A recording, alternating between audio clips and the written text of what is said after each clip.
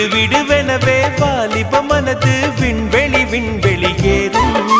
மன்னவா ஒரு கோயில் போய் இந்த மாளிகை எதற்காக? தேவியே என் ஜீவனே இந்த ஆலயம் உனக்காக. வானில் ஒரு புயல் மழை வந்தால் அழகே என்னை எங்கனம் காப்பாய். கண்ணே உன்னை என் கண்ணில் வைத்து இமைகள் எனும் கதவுகள் அடைப்பேன். சத்தியமாகுமா? நான் சத்தியம் செய்யவா?